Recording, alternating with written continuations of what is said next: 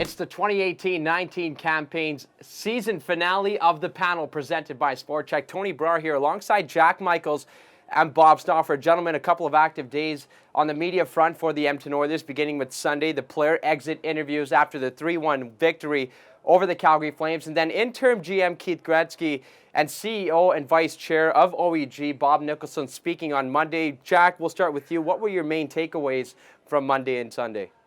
Disappointment, and that shouldn't come as a surprise to anyone. I don't think anyone on the Oilers playing roster, and I don't think anyone involved with the Oilers from a management perspective is pleased about how the 2018-19 campaign went. I mean, you finish out of the postseason for a 12th year out of 13, and you're now 2 years removed from a run that left you one game away from the conference final. I mean, that's really disappointing because I think Edmonton at that particular point in time, and it's only 22 months ago, thought that it was on a direct upward path towards the eventual goal of the Stanley Cup. And instead, they've taken two giant steps back, and they've played, NHL 500 hockey, actually slightly below that in each of the last two seasons. So no one's happy. No one should be surprised by their reactions.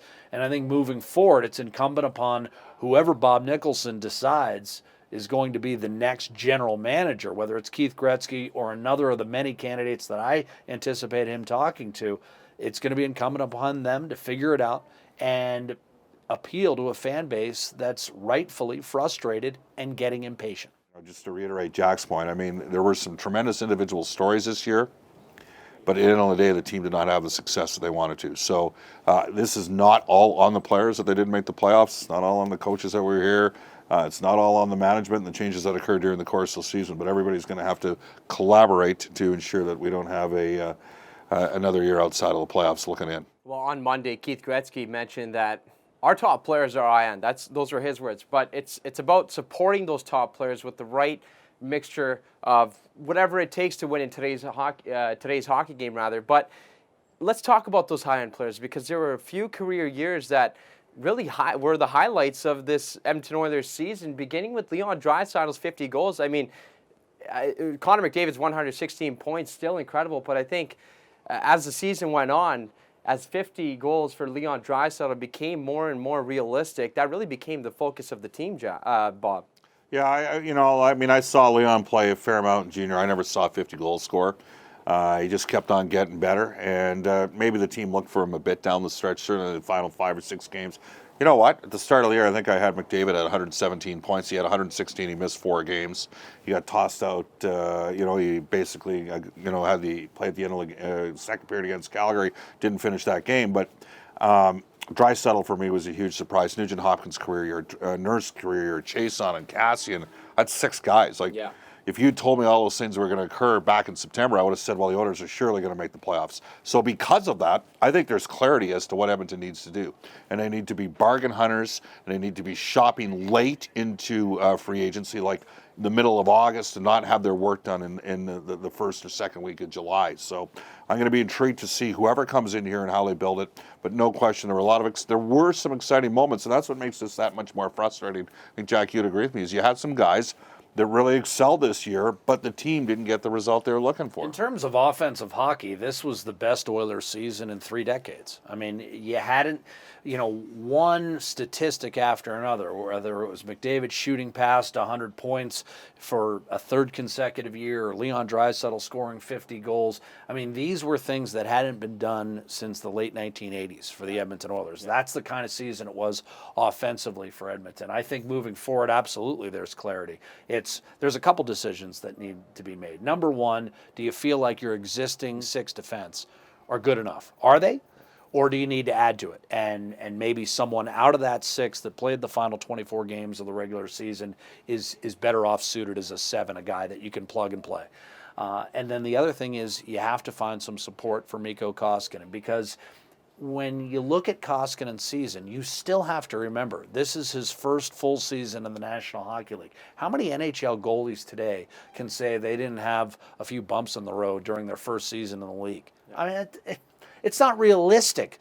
But what was so glaring was, Cam Talbot didn't have a good enough season in support of Mikko Koskinen. So you're going to have a support guy. A guy like a Yaroslav Halak in Boston this year. A guy like an Anton Hudobin in Dallas this season. You're going to have a guy that if there's a cold streak in net, the season doesn't go tumbling out of control. Yeah. You've got a more than capable number 2 to step in and get you 15 to 20 wins. And Mikko Koskinen also had stretches where he was brilliant. I mean, Exactly. especially early on in the season. But at that's home where you ice. need the number 2. We're also in the West. We're in the West. It's not the Eastern Conference. There's travel issues. This has been Jim Nill's issue in Dallas, right? Like he went with the 2 Finnish guys and they cost him a playoff spot a couple of years ago.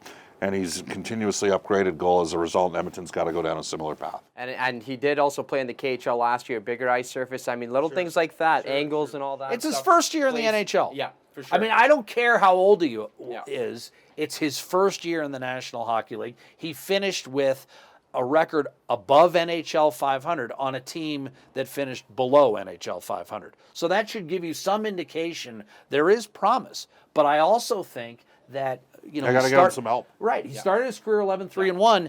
He then went 3-11-1. He didn't go 3-11-1 because solely he was struggling. Yeah. It's because the Oilers had no one else to turn to. Yeah. See, you don't see the number 1 goalies go on that kind of streak because you know what? If it starts getting to that point, there's a capable number 2 to step in, stem the tide a little bit. And that's what you need, not only in today's NHL, Bob, but Bob makes an excellent point. It's the Western Conference. The number 2, in my opinion, is slightly more important in the Western Conference because of the travel, because of the grind. Well, you talked about it, Jack. First year in the NHL. Some kids looking to make their mark in the first year of the NHL will be next season. And speaking of that, the draft lottery was held on Tuesday. The Oilers awarded the 8th overall pick. Bob, do you have any people that you might be looking at very preliminary Well, here? I'll be honest. I mean, my area where I would focus has always been in the Western Hockey League. Last year was a terrible draft for the WHL. This year's an exciting one. I think there's 3 guys that are going in the top 6 or 7. Yeah. I think Bowen Byram is going to be gone at 3, 4, or 5. I think Kirby Dach and Dylan Cousins are probably going to be gone 4 through 7. Peyton Krebs is playing in Kootenay. He was on an awful team. He's a good player. I would not be disappointed if Edmonton took him at 8. And then I'm going to have to get to learn the U.S. National Development Program because there's a couple other highly skilled forwards that are right in that range as well. I think it's going to be, if Edmonton holds that pick at 8, almost certain it's going to be a forward because I don't see a defenseman other than Bowen being a top 10 guy. So I think we're going to be looking at a forward. And frankly, if you look at the organizational depth of the Oilers, they need a forward. After the draft lottery yesterday, I was kind of surprised to see Kirby Dach in a mock draft fall to the Edmonton Oilers. I think that would be a steal of a pick at number 8, especially with the season he's having with the Saskatoon Blades. Very quickly, guys. History tells us there's bound to be one surprise. Yeah, absolutely. But very quickly, guys, we'll end it off on a little bit of a fun note. Some Stanley Cup Finals and Stanley Cup champion predictions. Jack wants Bob to go first, so Bob, let's hear it. I got stuck in a draft last night, drafted Pittsburgh guys, but I do think Tampa Bay is going to win the Cup, and I think they'll be playing Nashville. I think Nashville has been a disappointing team the second half of the season, but they've got an experienced coach that can get teams to 2 championships. He's won one, unfortunately, against Edmonton. Nashville's got a real good top 40, so I'm going to go Tampa Bay, not a surprise, and Nashville, Tampa Bay winning the Cup. Jack? I think it's going to be Vegas and St. Louis in the West Final, with Vegas winning that series and returning to the Stanley Cup Final and winning it against a Pittsburgh club that'll have been exhausted, having exacted revenge on Washington and having worn down Tampa in a 7-game series. I think it'll be the Golden Knights and Marc-Andre Fleury celebrating against a lot of his former teammates. And I just want to wrap up with this. Tony, this is your first year with our group. You've been a terrific addition, devoid of ego, which is important when you're working with Jack and me because we got lots of it. So thanks for being part of the team this year. I like the Johnny Cash look today. Thank you very much, guys. Well, the pleasure was all mine. As Bob alluded to, this is the last episode of the panel for the 2018-19 season. One final time from the panel here at the flagship location at West Edmonton Mall. It's Bob Stauffer and Jack Michaels. I'm Tony Breyer, and we'll see you soon.